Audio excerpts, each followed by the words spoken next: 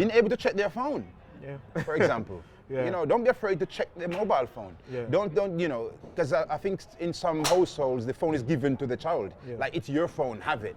No, It's a form of communication. this phone, I still own it. If I want to check this thing out, I will check it when I'm ready. Yeah. I know the password for it. So you can use it as much as you like, but if I find something there that's not good, this is going to be taken from you. To my beautiful girls, your smiles warm my heart. You turn bad days into good evenings. I promise to listen, to share, to guide, to provide, to protect, to love. All that is mine is yours. This is Stories by Emeka, the Fatherhood series.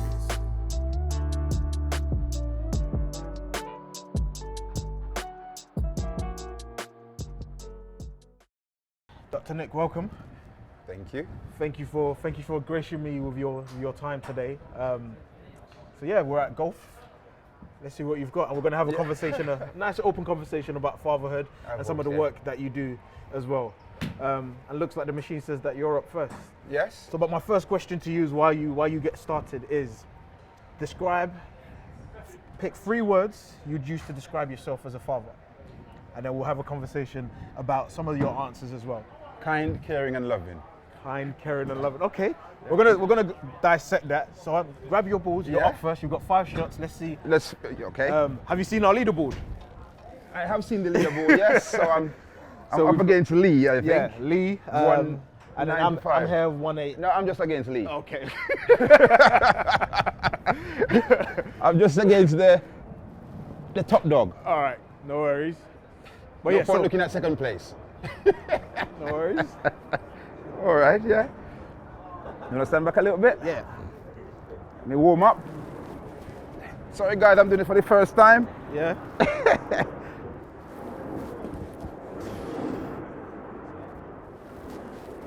Please don't judge me on my golfing skills.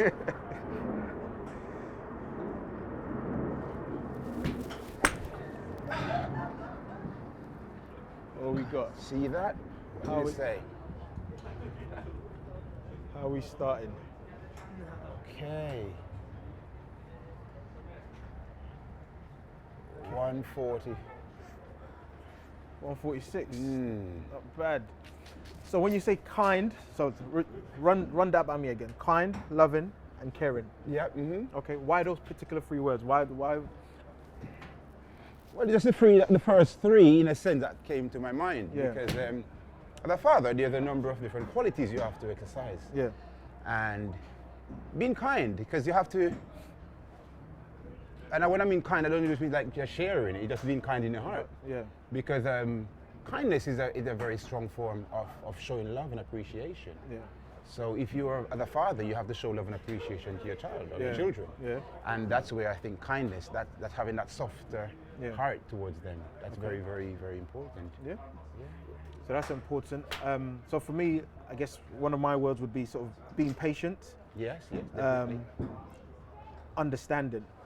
Because I'm trying to now, especially with my daughter being, she's going to be 12 this year, trying to understand. She's now able to vocalize how she feels about situations a lot more, especially since starting secondary school. So trying to understand more without having to be sort of overbearing and too controlling in regards to this, just my way, and this is how it has to be. Just so for me, just that understanding, and there's a lot of patience involved now, especially as she's my daughter is now 13. as she's getting older. So I do totally understand you. Yeah. And I agree with you as well. Yeah. You have to be so patient with them because they're trying to lead their own path. Okay. And we just trying to guide them along that path, won't we? Yeah. So because I'll get your perspective in terms of the age your daughter is at now, but if we're sort of taking it back to just before you became a father, all right? It's a long time ago, huh? How ready were you? Did you feel ready? Yeah. When you got the news, what was your first thoughts? What came to you? What was your reaction to the news? And did you feel like, wow, this is happening? Am I able to do this? How well can I do this? I never had those thoughts. Yeah. I got the news and I was like, okay. Let's crack on. Yeah, let's get on with it. Yeah, really. And then when she came, what was your reaction in terms of, was there any sort of life? Because a lot of people say it's like once they have their first child, it's like it gives them a perspective. Yeah, it gives them a purpose in regards to you're now doing more in life for them. Yes. So was there any of those kind of things for you at that sort of early stages once you had your child? As a young man growing up, I was very purposeful. Okay. I lived my life on intention, very intentional life since I was a very young person. Yeah. So when my daughter came along, it wasn't that she gave me purpose. I think she gave me a wider purpose. Okay. I like that. Because I have now to integrate her into my general purpose. Yeah. You know, but as an individual, I've always had a purpose. Okay. I've never been somebody who is kind of just living without a purpose. Yeah. As far as I can remember, Yeah. myself, since I've been a teenager, kind of maybe even pre-teen, Yeah. I already knew what I wanted to do, and I have a very strong desire of where I want to go. To go to. Yeah. Okay. And so she was just now a continuation of that purpose, yes. of that journey, and adding to that fire that you already had in you anyway. Yeah, because now she fires you up more, isn't it? Yeah. Because now that you have this, this young person there, or this baby or this child there, and now it's your responsibility. You know that this responsibility will never end. Yeah. So it's not like a job you can resign tomorrow. You know, you can say, let me walk away from this. Yeah. You know, this is going to be a lifetime commitment. But the thing is that like, a lot of people have walked away from that responsibility.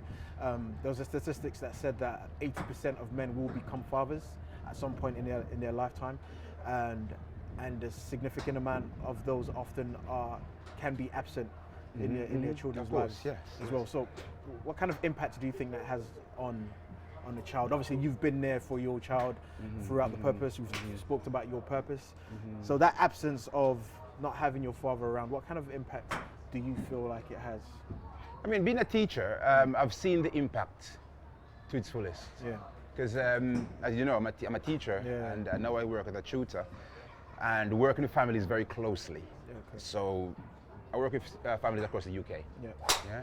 And working with them very closely, I can see a lot of, like 95% of the clients I work with, of the families I work with, they are lone parents family. Yeah.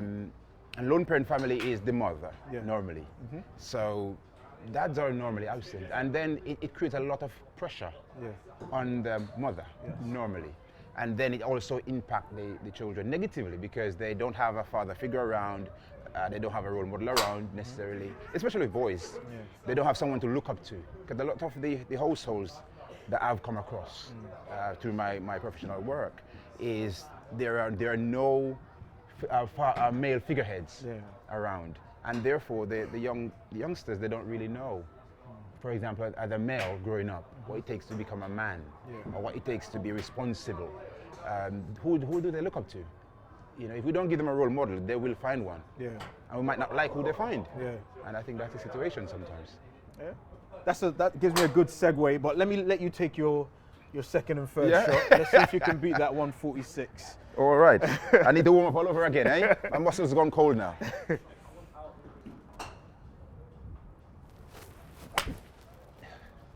Wow. I think I'm going to beat the 146. That's a straight one. But I don't think I'm going to beat the 146 on that one. It's very interesting. No, you beat it. It's getting better each shot. 170, yeah? You're getting there. I need breakfast. You called me out here too early.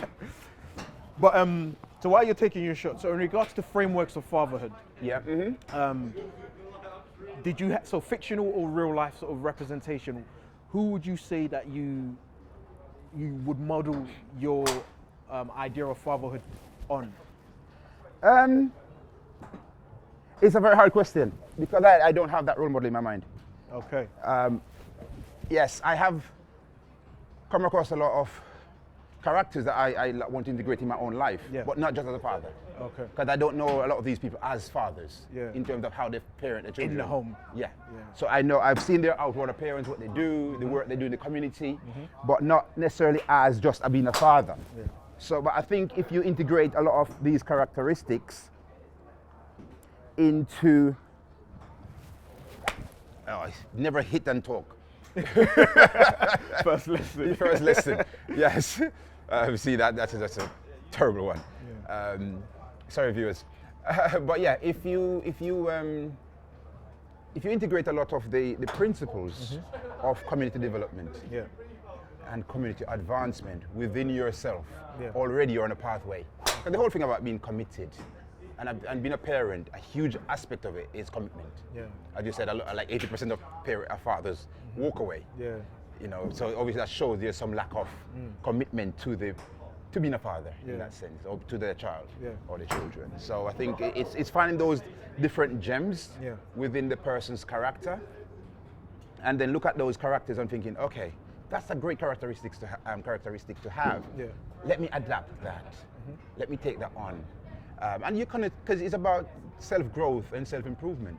So I mean, again, being a father doesn't come with a manual, does it? I don't know if you had one written, or you have written one or anything. I don't know. But and I think this is, in essence, these conversations are sort of the manual in regards to, you can look at how other people are doing things, and obviously, even if two people did the exact same thing, obviously there's a variable of the children are different. Of course, yes. Different personalities, different backgrounds where they're growing up. So you can use the same techniques and have different outcomes. Of course, yeah. But it gives us a guide, isn't it, to know, okay, this is what has been done before. And at the same time, looking at what's been done negatively and saying, you know what, I don't want to do that.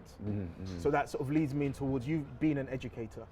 You are educating not just your child, but mass amount of people, as well as educating parents. Yes, of course. As well. So talk to me about that work in regards to how you sort of got into teaching and how you got into sort of helping other parents within this journey of becoming parents as well. So I got into teaching. I'm a science teacher by profession. So I got into teaching that way. I did a science degree and then got into teaching down that route. What do you specialize in? Chemistry, biology, or I teach all three sciences. But my specialist area is biology. But I love chemistry. Chemistry is my favorite subject. To be fair, I remember being in school. I had a biology teacher. He's from the Caribbean. He used to walk around with a meter stick. Mr. Tucker, I'll never forget him. And he had this sort of principle of values that he brought from the Caribbean, brought to the UK. He said that if I was in the Caribbean, I'll be able to use the stick. So this is a representation. Obviously, we're in the UK. But he used to walk around with it. But he built something within us in regards, especially the young black men. I remember he got contracts with some of our parents saying, you know what, I want your son to come to see me after school every Friday because they need to improve. You know, without him, I don't think I would have passed biology. Right. You know, but it's like somebody that believes in you, and I think that was very powerful. But sorry to cut you. Science teachers are great people. Needless to say, Mr. Tucker taught you that. But so that's how I got into teaching, and then for me, I started teaching very young. I started teaching at age 21, I think. So for me, it was a case of, while I was teaching and being quite young and naive myself, I used to wonder a lot about the students, what's going on in their minds. And then that led me onto psychology. So hence I went on the route of studying psychology and educational psychology and that kind of stuff.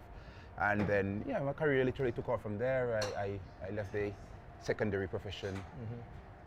After a few years, I went into lecturing. So I was doing teacher training at the university, lecturing, that kind of stuff. And then got out of that and into my own business. So which is, talk to us about the business in regards, especially the parts about how you're supporting parents on their journey of trying to raise their children. So getting into the business was kind of tricky back then, because it's been 15 years now. I've been doing this as a business. So it's been a long journey, and the initial stages was very, very challenging. But for me, what really drew me into the business was, I used to look at students and think, they need something else. But then being a teacher, your hands are tied. You can't really, you know what you need to do. There's a lot of red tape, isn't it? There you go. But you can't really just step in and do it. So it was about, you need to really work with the parents directly. So you need to be in the community. So that was what triggered me to get involved in setting up a business around education. Because I wanted to have this conversation with parents, but in schools you can't really have it. And I was in secondary school as well, so obviously it's, because you're tied to just talking about just the academic work and potentially just behavior, but in terms of going into the full depth of what it sounds like you've been doing, it's restricted, isn't it? We couldn't do it, and also you see parents, maybe some parents once a year. You sit down for 5-10 minutes. You know, you have parent evenings. Some parents don't turn up. and so on and so forth. So that was what kind of, that was the drive for me. I need to be connecting with, because I saw the failure that was happening, and parents need to know about it, and they need to find ways to address it. Talk to us about some of those failures, so people are were specific in what we're talking about. What were some of the failures that you saw that you wanted to help rectify? Well, it was, for example, the lack of motivation. A lot of our young people, they're not motivated. The lack of inspiration, they're not inspired.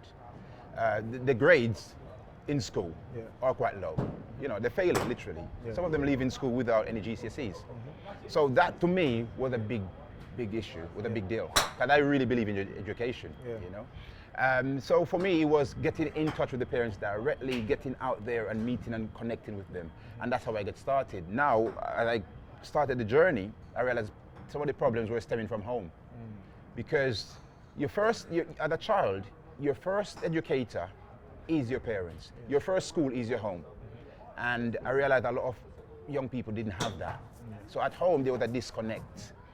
The education agenda wasn't being concentrated on at home. The focus wasn't necessarily on education because there were other priorities. Parents are busy, they have to work, as you know, they have to go to their jobs and so on. So therefore, there's less time to concentrate on the education of the children. And sometimes also there's the lack of knowledge as well, where some parents don't really know how to go around getting the information that they want to support their children and so on and so forth. Which is, especially from disadvantaged backgrounds, whereas sort of the middle class, they navigate this space very well in terms of understanding how the education systems work. For instance, when you have enough finances, you're able to now even locate and go to better schools and make sure that your children have access to all of these other things. Whereas when people, like you said, are struggling to keep the lights on, they're sacrificing a lot of their time for money, and then in the absence of that time, it's what's happening with the children. Yes, exactly, because parenting takes time. It's a full-time job in its own right. But then if you have no time to do it, then how are you going to do it? The last one.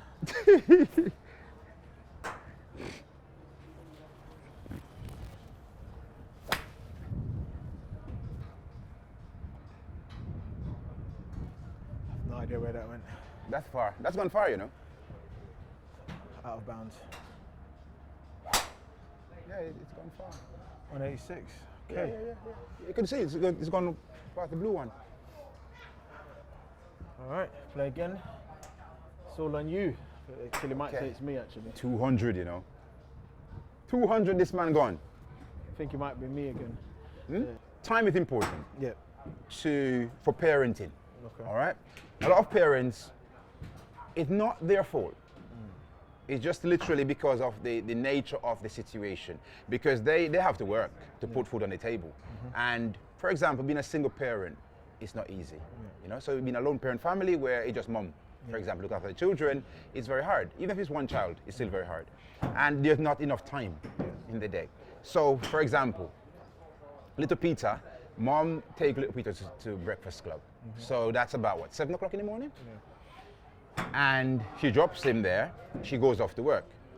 He goes to finish breakfast club, he goes on to his classes, he finish school at 3 o'clock? And then from 3 o'clock, you have, he's then taken for the afternoon club or the tea time club or the after school club, whatever they call it. And then from that, you will have mom picking him up again at about 6:30. So she gets home at 7. At 7, she's gonna be making food, trying to prepare stuff for him to eat and for dinner and all that kind of stuff. That takes her up to 8 o'clock? Peter's bedtime is 8 o'clock. So straight away, we're the time to really parent little Peter, you see. The time to sit down with him and do his homework. Because by then he's tired. He's absolutely knackered by then. He needs to really go to bed because he needs to sleep. Because he's gonna get up tomorrow morning at 6 a.m. to get ready again to be taken to breakfast club for mom to go off to work. And this cycle continues for years.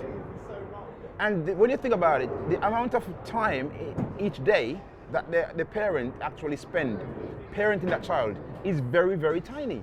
The bulk of the child's time is spent in school being educated, if should be, not necessarily always the case, but it's always it's a case of parenting not been happening. Yeah.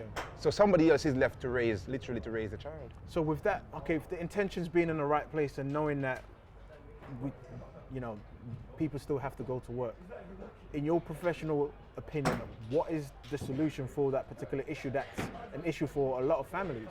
I mean, well, the thing is, how do you circumvent that? Because you need to work. Yeah. And you need to have the time to raise a family. So it's a tricky balance. Yeah. And that's why if you have two parents in the family, then it's easier because one could work a little bit more than the other, Yeah. because the financial situation will be different. So if you know two people working, then they have a better income. Yeah. But one person working and trying to use that one income to fulfill all the responsibilities within the family, that's going to be a little bit more difficult. Yeah, because there was a parliamentary inquiry into parenting and social mobility so they concluded that the father plays a strong role in the household, especially in driving social mobility in regards to taking yourself from poverty onto the next sort of class or the next sort of financial. That intergenerational mobility is what the father can bring within the household, and I think it goes true with what you're saying as well in regards to once you have that combined income, and there has to be sacrifices made in order to do this parenting thing properly. So from your perspective, knowing that sort of within many communities that there isn't that combined partnership, people are trying with the good intentions to co-parent. All right, somebody lives over there, somebody lives over there, and then the child is going back and forth. Even though the child is spending time with both parents, what do you think some of the, especially with child psychology, are the disadvantages of that co-parenting for the child? Well, practically. Back and forth, and not having that stable, okay, this is home. Well, practically, there's no stability, as you just mentioned. Yeah. Literally. So the stability is the issue. Yeah.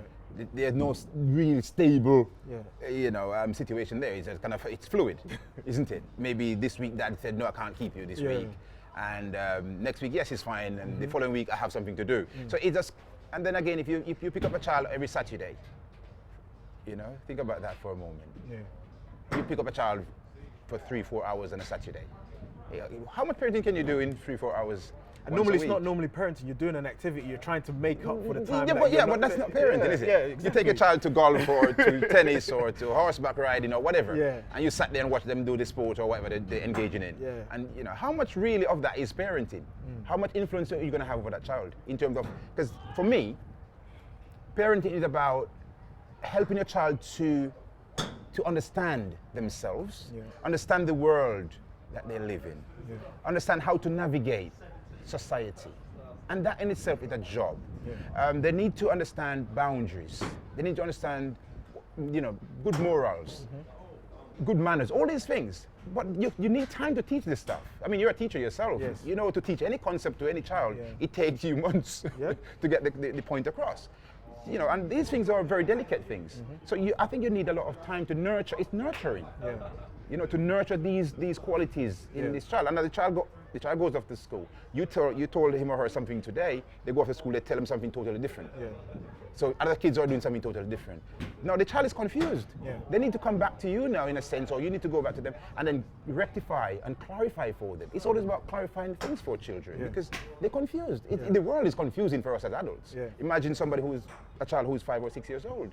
They don't know, this is wrong, that's right, there's no structure. They really need guidance, and you can't provide that in 2 hours a week, I'm afraid. So knowing that marriage is the ultimate blueprint, or having both parents together in the same house, not necessarily marriage, but being in the same household and, working. That's the best. That would be the best.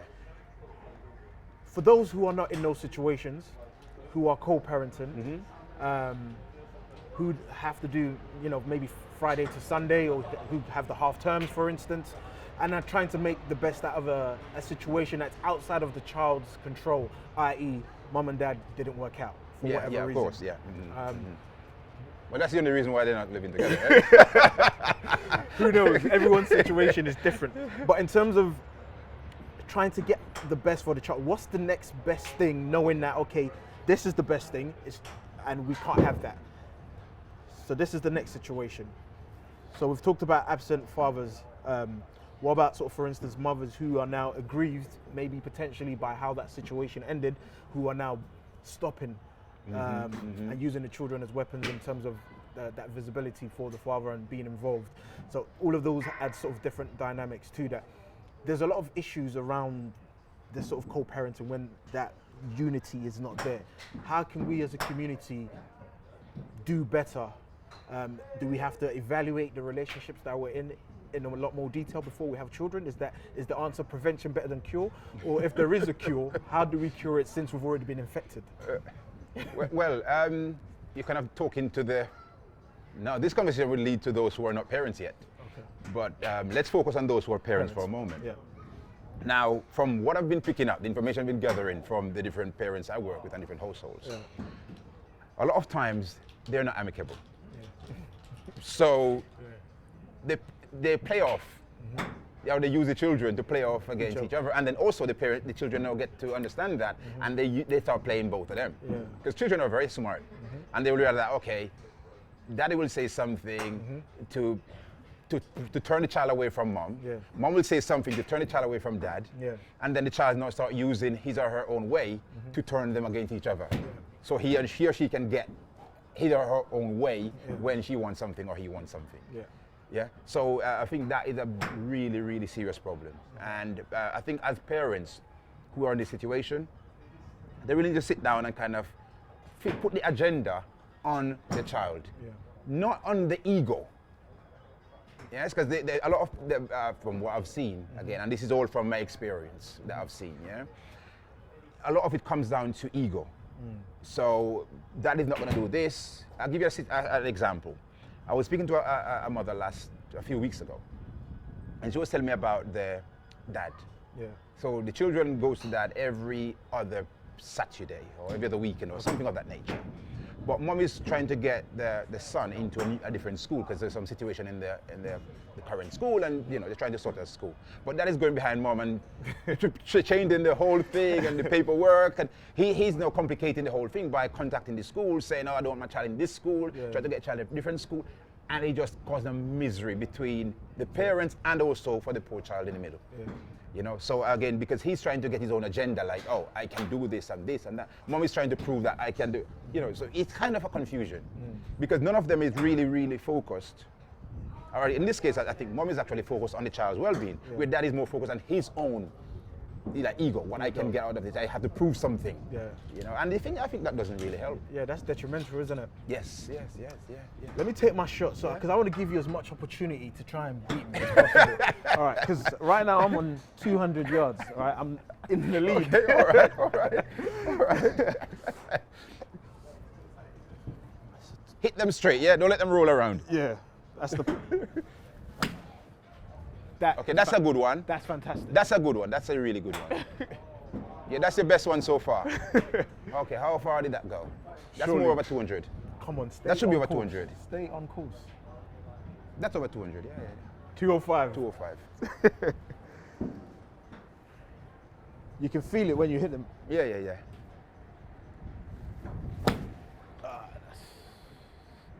Okay. Off base. The funny thing about this one, you only need to get one good one, isn't it? Yeah. That would win you a round of golf, though. Because how does it work? 18 holes or something? How does it? You can do 9 holes or 18 holes. Okay.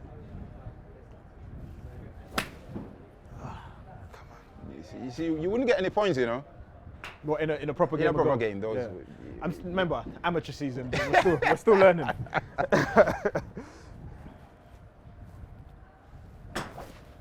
Is that a miss or a practice? That looks like a miss. Let me stand back, yeah?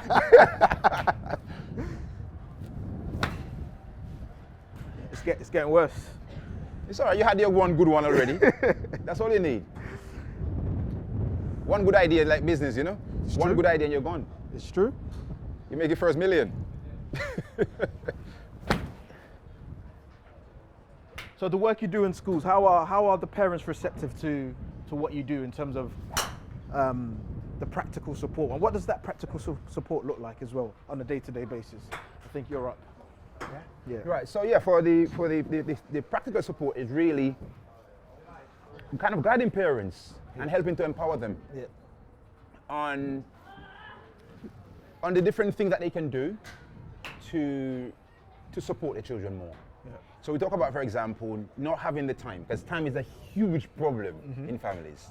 Because you need, like I said earlier, you need time to parent children. Yeah. And most people don't have much time on hand, you know, because work and other commitments and so on. Which is just the way society is nowadays. Because I'm freezing cold out here. Because in society, as we know, time is so precious, so important, and we have so little of it. You know, not everybody had the chance to come and play golf at midday on a Wednesday. You know, so if you don't have the time, what do you do? Yeah. So you have to just find. I always encourage parents, find half an hour per day. Just literally squeeze in half an hour. Yeah, even while you're cooking. Yeah. You know, get them to be doing their homework. So you could be cooking, have them, you know, sitting there doing their homework. Engaging with them. Yeah, just find, you know, don't just. But a lot of parents, again, this happens a lot, where they are cooking or doing something, they're on their mobile phone. Yeah. They catch up with their friends and so on. But then the child is now left on another mobile phone doing something, or on the tablet or on the computer. So it's literally about kind of focusing on how to best use the half an hour or the 20 minutes or the 10 minutes that you have before that child go off to bed. You know, and the weekends as well. Find an hour. I would encourage parents as well, go for a walk. Yeah. It can be so helpful just to go for a 20 minutes walk with the child. Yeah. Just to talk about how was your day, how was things. I know, you know, living in Britain, the weather is not always conducive to going for walks. Yeah. But if you can just have the courage to get out there and go for a walk with your child in the park, just leave the phones at home. Leave the gadgets behind. Yeah. And just literally walk and have a conversation about how was school, how is it going, how is life. Just talk. Yeah. Just have that connection, that, you know, and that would lead a long way, because the child will now start to respect you in terms of knowing that you really care. Because I've heard children told me this, that they don't feel their parents care about them. That's deep. Yeah, that's deep, because they said they know they love them, but they don't feel it. Yeah, because they don't feel they can really care. Yeah. I've done surveys with children, who, you know, lots of them who said this in their survey, that they don't feel their parents is really connecting with them. Because they don't spend the time to really sit, talk, communicate, and that's what you need. They need our presence. Yeah. Not our presence. Yeah. You know? Like so they need our presence. Yeah. They need us in their life to be present there for them. So go for a walk. You know, you're cooking with them or something. Yeah. Do something that you can bond. It's always about bonding, and you don't have to spend hours doing it every day. If you can just commit yourself to 30 minutes per day. Yeah. You know, to get them to, okay, you have a maths homework to do? Okay, start working on maths homework. And you just interact, especially when they're young. When they get older, 14, 15, they're gonna not want so much of your time. Yeah. But at least if you, in the early days, if you really build that connection, build that bond, and then when they're a little bit older, you're gonna spend less time with them anyways, because they wanna go and do their own thing and hang out with their friends and so on. Yeah. You just have to know, guide them. Yeah. Like my daughter is now 13, we have a timetable. That was implemented since she was about age 7. Okay. And so she's been used to that for a long period of time. Yeah. So every year, like September, we update it. Yeah. We add different things, we take off things and so on, and we keep it current. And there's 2 sessions in there when we read together. Okay. So we read together on a Tuesday evening and a Thursday evening. Yeah. So I've just started that with my daughter as well, because she encouraged reading every night. So she reads every night, and then on the weekend she reads quite often on the weekends. But what she wanted was, Daddy, can we read together? There you go. And often that question comes when I'm busy. How old is she? She's 11. She's going to be 12 this year. There you go. Yeah. She just started secondary school. So I'm in the midst. So you know how it's been. You're marking. You're busy. You're trying to get all of these things done. And sometimes I have to say to myself, you know what? Just 30 minutes. Like you were saying, it's like I have to kind of talk to myself, even at the point where I've said, oh, Sam, I'm busy. Maybe tomorrow night. But then when she's gone upstairs and I can see her mood, it's kind of. And I'm like, this is something that I've been encouraging. It's not like she's saying, oh, let's play a game together. This is reading. This reading. You know? Yes, but because of the time that I don't have, because I have to mark 100 papers or whatever it may be, I said, you know what? Just 30 minutes. It's not going to kill you. Stay up an extra half an hour if you have to get the papers done. So then I'll go upstairs and then we'll do the reading together. It's not always like that, but this is trying to build that habit within myself, knowing that sometimes the evening times after bedtime is the time that I have to now use to sort of catch up. But I think that's very influential, and I think a lot of people take heed with that advice from that perspective. But you personally, while you take your next I'm not going to shot, talk while I'm hitting it. let me ask the question and then you can, last time. you can mull over it. No, keep the question. I'm not going to think about anything while I'm hitting the shot. I always want to think about this shot, nothing else. Okay. All right, cool. I'll step back. You're not going to put me in the psychology of this, of this thing. I forgot you're a psychologist, so anyway, 205. Exactly. That's a challenge, mate.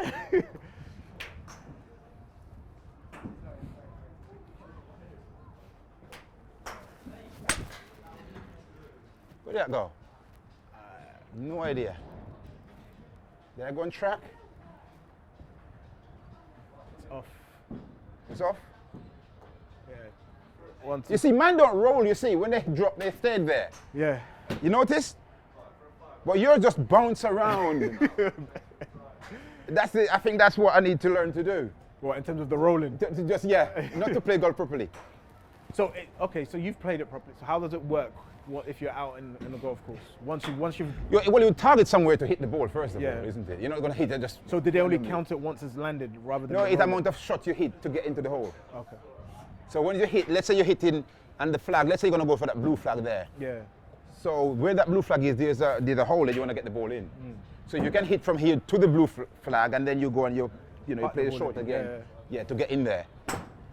So but when you hit, for example, and you hit and the ball rolls wherever it's like, then you're going to have many shots to get to the flag, you know? Fair enough.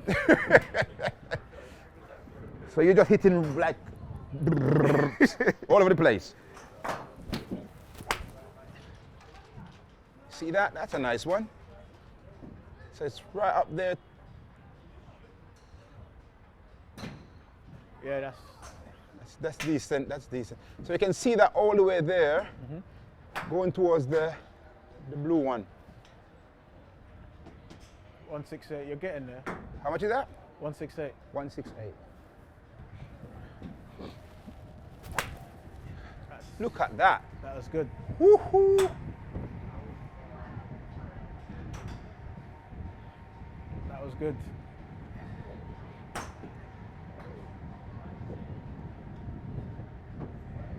.203, but it's not on the green. No.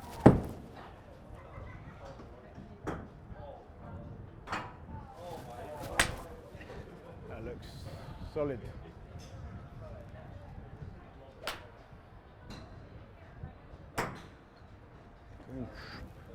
Trajectory is really good. 158. 155.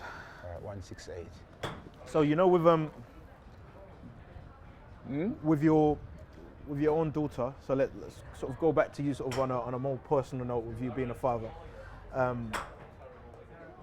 As your daughter is now sort of in these teenage years, and my daughter's about to enter that.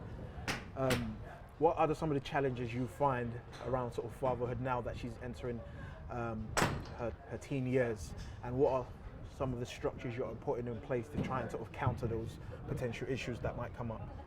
I mean, personally, I don't have any major challenges with her because I've always worked to build a foundation. Okay. And once you build a good foundation, then generally that lasts for a long time. Okay. And that's why we work so hard in the early days to build the foundation. For example, like talking about the timetable that we have in place. My daughter reads every single night. She reads every night. Yeah. And she would read until you have to say, you need to stop now. Okay. So she now has a love for reading. Yeah, she enjoys reading. I think she's reading about 4 or 5 books at the moment. Yeah. You know, I can't keep up. I can't afford to buy books. So it's a good problem to have, isn't it? you know what I mean? Like, I know she can't. You know, the books are so expensive now, and all the time buying books. That needs one. You know, but I enjoy buying stuff for her. You know, I'm just joking about the books.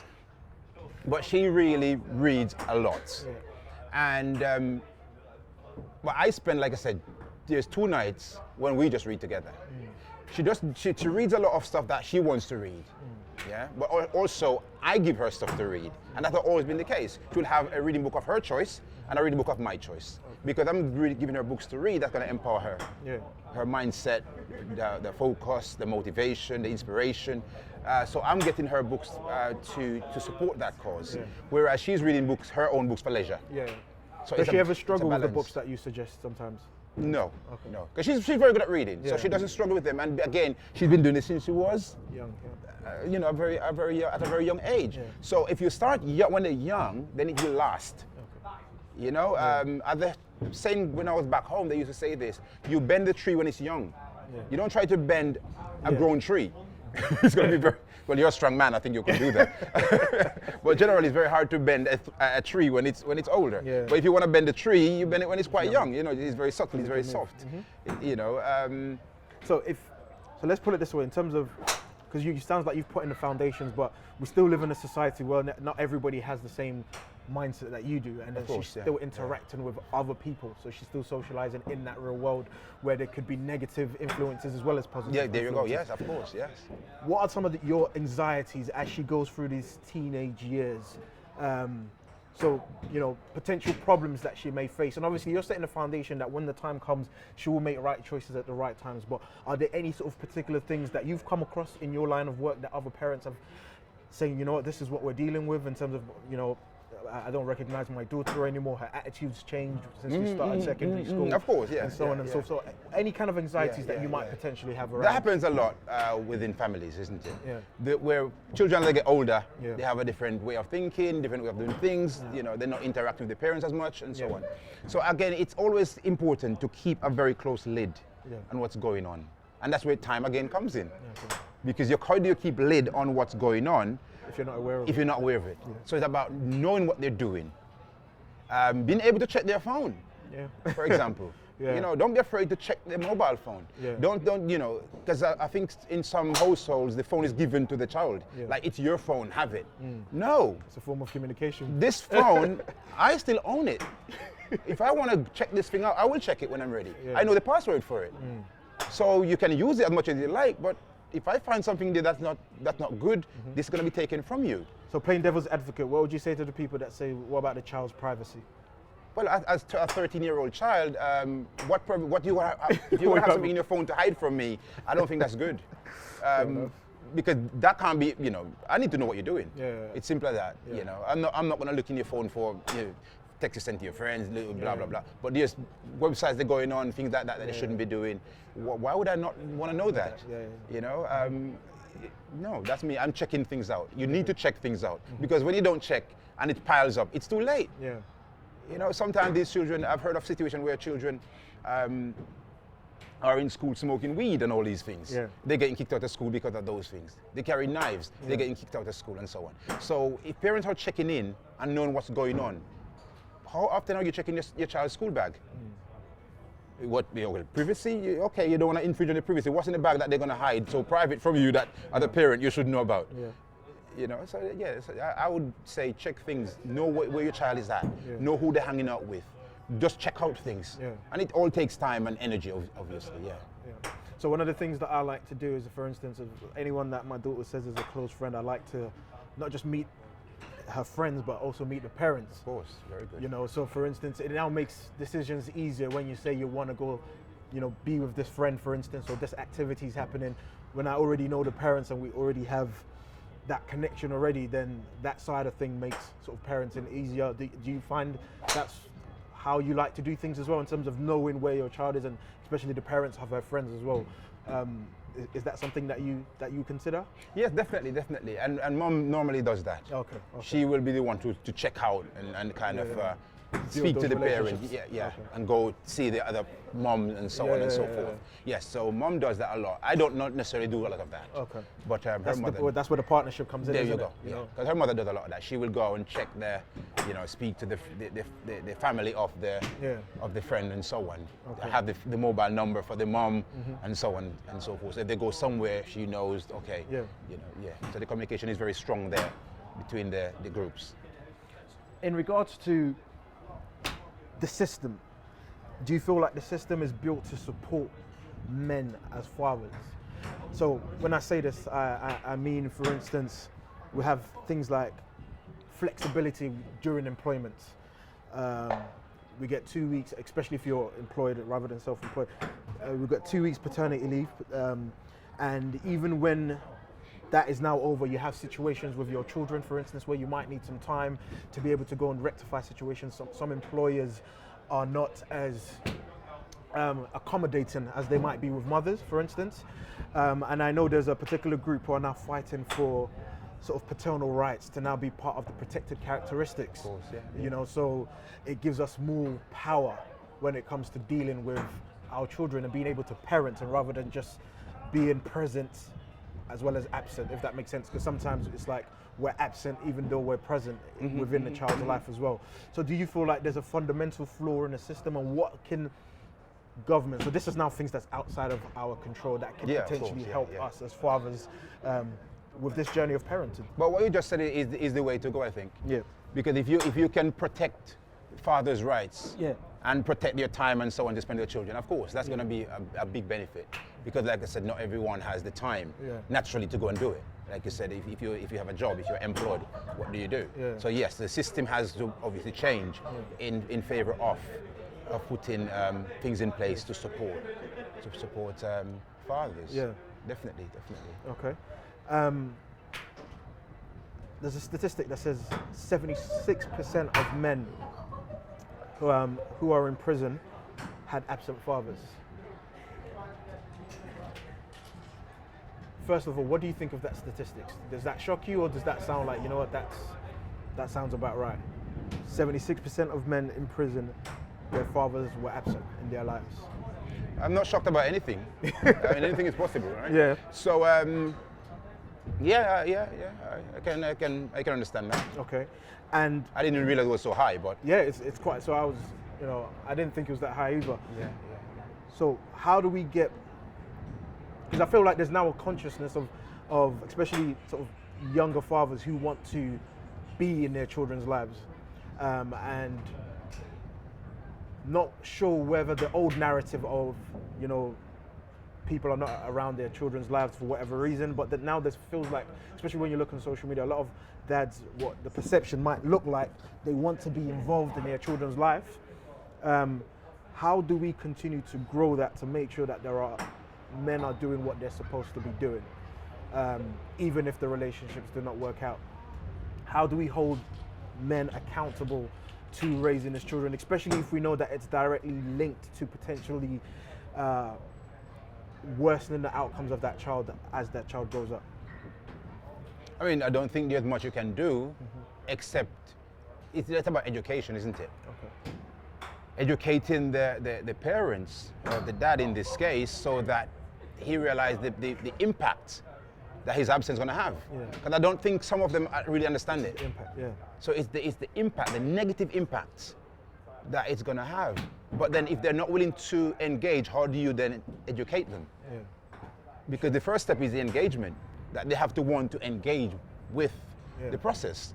But again, if they decide to be absent, then how are they going to ever be engaged by you or myself or anybody who want to do any work with them? And that's why if you notice a lot of the training that goes on, 90% of the time, they are all mothers. My training programs, they're filled with mothers. If we have 100 people, we have 99 mothers, maybe one dad. So some dads are trying and they really want to do well for with their children. But then again, would you think that is the male ego, thinking that I don't need to be told how to do this? In terms of that, because obviously women are more receptive to getting new information or asking for help, whereas inherently, would you say like men tend to keep stuff within themselves, even when they're struggling, often find it difficult to say, brother, I need some help?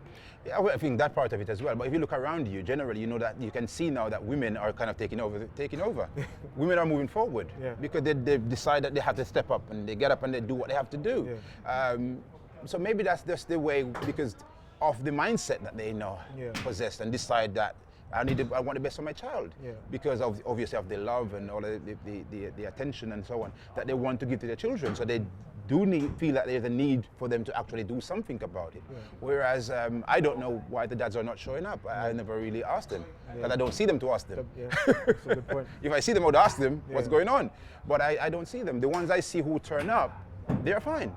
They're dads who are engaging, they want the best for the children, and they're actually doing something. The ones who don't care, then you try to talk to them about the children, they're not interested. You phone them to say, Dad, so-and-so is happening. Mom said I should call you about so-and-so. Nope, I'm not interested, I'm busy. I'll call you back. I'm still waiting for a call from a guy for about 3 months now. And he hasn't called back yet. I mean, so I think the engagement is really low. Yeah. From in my job, what I do, I see a lot of it's really low engagement.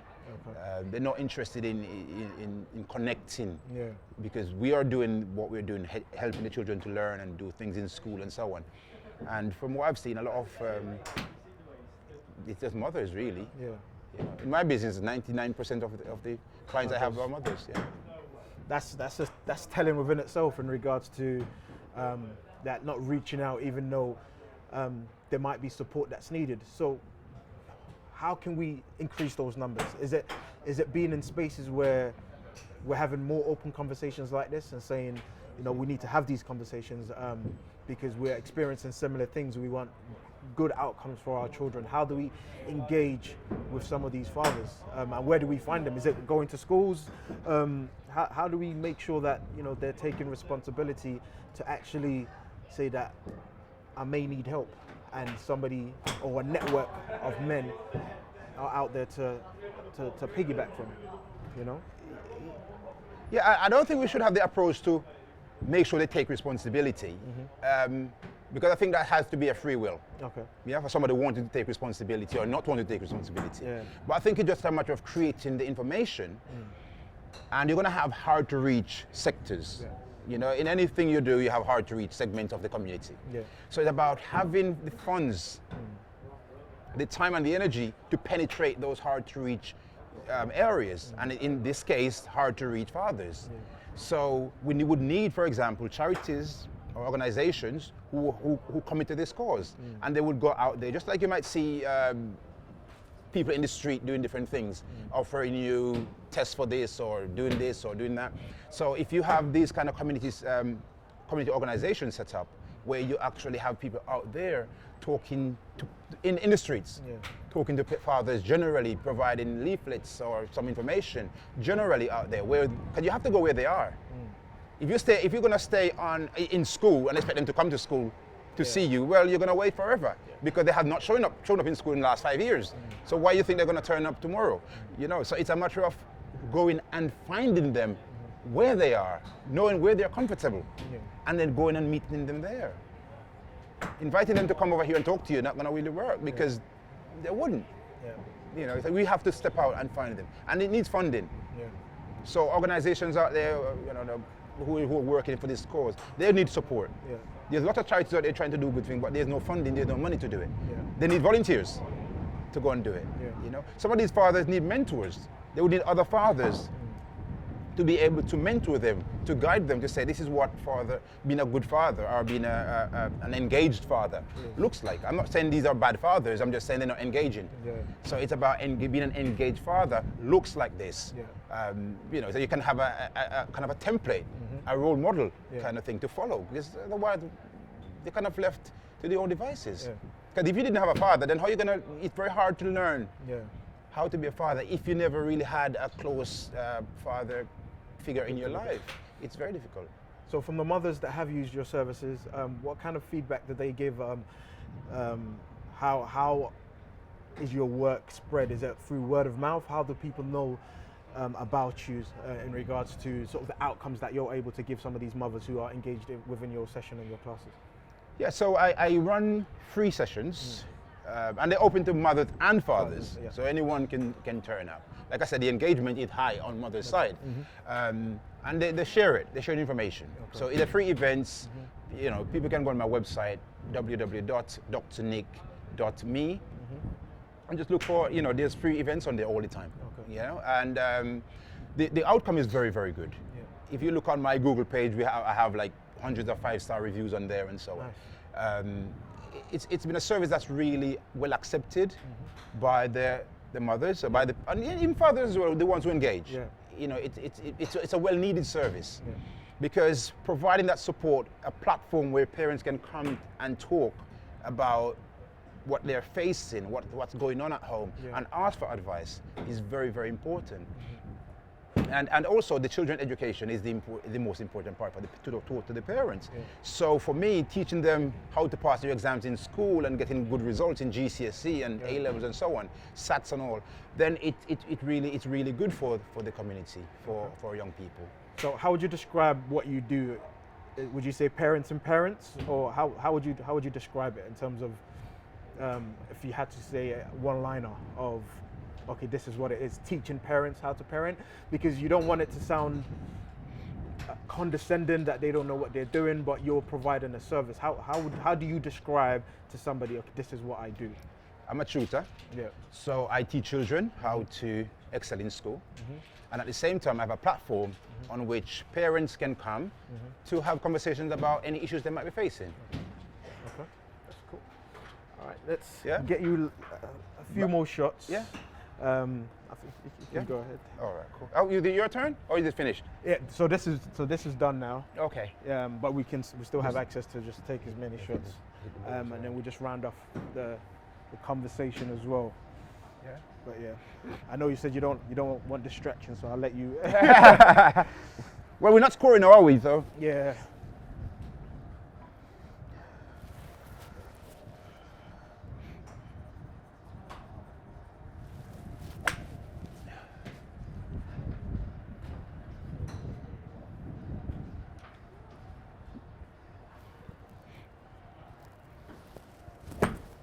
Oops. So when it's all said and done for you personally,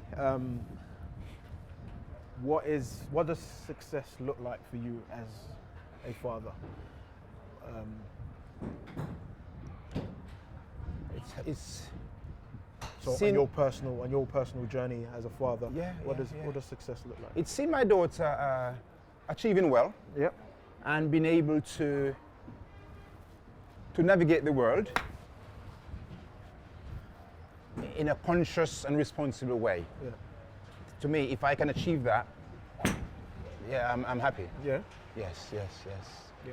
Because, like I said, in terms of my daughter's probably 2 years behind your daughter in terms of age, but I feel like every day I'm learning new things. Of course, yeah. It's a learning curve constantly. Trying to be present, like really present in terms of paying attention, and I think that's something that's sometimes understated. We feel like just being physically there is enough, whereas paying attention is an important part, and especially when they want attention as well, and being able to give that to them. And so that's what I'm trying to be conscious of as a father in terms of giving her that attention, because that's at the needs that she's at the moment. So having 3 girls, so there's a big age gap between her and her 2 younger sisters. So there's a 2-year-old and a newborn. So literally starting the journey all over again and experiencing that from a different perspective. This time being married within that. So my first sort of daughter from a previous relationship, and navigating, hence why I was talking to you about sort of co-parenting and understanding some of the dynamics, and making sure that there's that amicable relationship between us. And I think it's important how she sees me treating her mother is also important.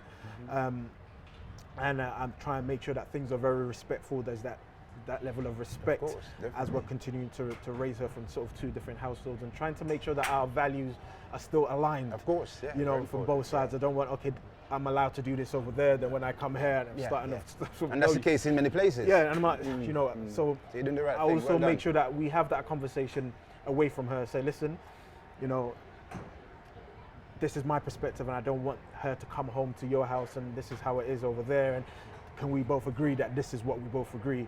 And so whether she's trying to now play us off each other. And that's where being amicable helps. Yeah. Because you can have these conversations. Yeah. But if you're not amicable, then hard. you can't have it. Yeah. You know, if people are still kind of upset and, Yeah.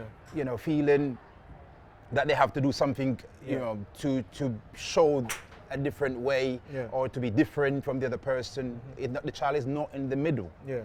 You know, it's about mom versus dad. But I think you're doing it the right way, because it's about the child. Yeah. You know, you're not really worried about, okay, I'm going to do this to spite you or the mom, or mom is not trying to spite you. Yeah. It's about, let's work on how we can help our child the best way. Okay. You know, I think you're doing it the right way. I think that sounds perfect to me. I think those values aligned. Yeah. And so any final words, any sort of words of advice to parents in general, or if you want to be more specific towards fathers, that you would like to sort of leave them with, a takeaway that you can leave them with something that they can think about. And finally, again, I know you've already given it out before, but just your social media, websites, wherever people can find and get a hold of you in terms of the work that you do as well. Yeah. So I mean, for parents as a whole, it's just unconditional love for your child. If you really love your child unconditionally, you will do whatever it takes to help them in the best possible way. I know it's not easy because of time, commitment, societal problems, breakage in the relationships. There's a lot of things out there. But it's just having that love that, you know, I want to do the best for my child every single day. And that really comes down to you as an individual and how passionate you are about your children as well. You know, but it's having that mindset and just having the drive to go forward. It's not easy, as I said, but you just have to have that will to win, the will to get the best for your child. And try to not get them to be part of the statistics because there's so much going on, so much negativity. Try to get them out of that. Try to keep them in a positive mindset. And for us as parents, we have to keep our minds positive as well. Because once you're positive, it rubs off. Yeah, that's true. But if you are not positive, then it's going to be a case where your children start picking up negativity. And then you don't know how to deal with it. So as parents, we have to first empower ourselves. As one parent told me, it takes an empowered parent to raise an empowered child. You know, that was the parent who told me that, you know, in one of my sessions. And I thought, brilliant phrase. So that, you know, empower yourself and then go empowering your child. Secondly, that's the step I would say to take. And if anyone want to find out more about my work and my, you know, especially my platform, it's free events. They're on Zoom, so you can come in, join, interact with us. We have parents from all over the world on there. Last one we had people from Saudi Arabia, Dubai, Jamaica on there, Canada, US. We have people from all over coming on the platform. So it's just a good space just to talk about the issues children are facing across the world. And it's the same issue across the world. Wherever you are, it's games. too much time on games, social media, the mobile phone, not doing well in school. All these, they're distracted, all these problems. And so parents come on there just to kind of learn how to navigate some of these problems. And my website, is www.drnick.me. And my social media, it's also my handles, which is normally I'm always on Facebook and Instagram. They are Dr. Nick as well, so at Dr. Nick. Both Facebook and Instagram at drnick.me. So if you search for drnick.me, and there you'll find me on both of those platforms. No worries. Dr. Nick, thank you very much. My pleasure. Really appreciate your time. Unfortunately, you were not able to surpass me in this, but I'll definitely have you back because I feel like there's depth of conversations that we could have. There's so many other things that we can talk about, and next time I'll make sure that I get you the big driver so you can really go at it. Thank you. You're welcome. Thank you. Thanks for having me. It's cold, man. Yeah, it gets to you, isn't it? It's like slowly penetrates inside you.